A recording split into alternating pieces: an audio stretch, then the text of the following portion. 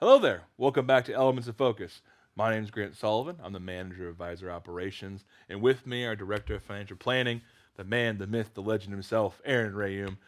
Thank you for being with us. Aaron and I, when we go through Elements in Focus, we focus on the five critical areas that we have seen families stumble upon and wreck their entire financial future. Mhm. And so, for those of you that are new to our program, we try to take a little golden nuggets out of each of these elements and present them to you so you can apply them to your situation and avoid some of these hurdles. Today, we're going to actually focus on the investment playbook.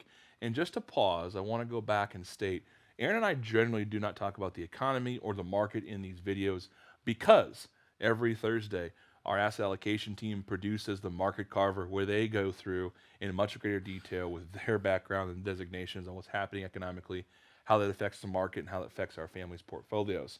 And so if you're not watching that, get signed up for it. Incredible content there. From a planning perspective, Aaron, an investment playbook, income and assets work together, not in silos. What are we talking about there? That's a great question. And it really relates back to a lot of what we talk about when you're moving into the distribution phase of finance. Grant and I in these video series talk a lot about standard of living. And what standard of living is it's that income need, that expense need that you need to maintain your lifestyle. And so when you move into retirement, you have sources of income. That could be Social Security, it could be pension, it could be rental income. Once we determine what that income level looks like and your standard of living, we want to make sure we coordinate a plan to where we're using your income and assets to work together to provide your standard of living. Sometimes it makes sense to delay Social Security. In another video, Grant and I did the retirement V for victory, and that explains why you may want to delay Social Security. A lot of times people don't want to touch their assets because they've saved for 20, 30, 40, 50 years to build up what that statement value says. And when guys like us or our team tells you, hey, we need to start drawing from those assets to be more tax efficient, that's uncomfortable. It's not natural. You've spent years and years accumulating those assets. But when we look at it, we've got to look at it from a holistic standpoint to design the most tax efficient distribution plan for you, your spouse, so that we're not only paying attention to the taxes today, but taxes in the future as well. Absolutely. And Aaron, thank you for bringing that up. So again, we've been trained, and not on purpose, but just academically and through media and other institutions that you want to think about your money individually in silos. Hmm. Well, you can't do that. Electing Social Security, as Aaron stated, cannot be a silo decision.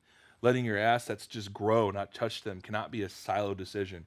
You have to look at the entire operation and Hmm. see what's going to be the most profitable and efficient way to get your income and resources working best for you. Because hear us, please, at the end of the day, the reason why we talk about these aspects is because the number one wealth eroder for our families is not the market. It is not fees and expenses, although we monitor those closely. It's taxes. And if you do not take and heed Aaron's words correctly, you can set up your largest beneficiary to be Uncle Sam, not who you want it to be. And so definitely do not, when you take it to the asset statement, start looking at it, you need to psychologically start thinking about how to turn that statement value into an income producing asset. And so if you're looking or struggling to find out what that looks like for you, or you're entering distribution or starting to think about some of these key elements, please schedule a complimentary meeting with our team.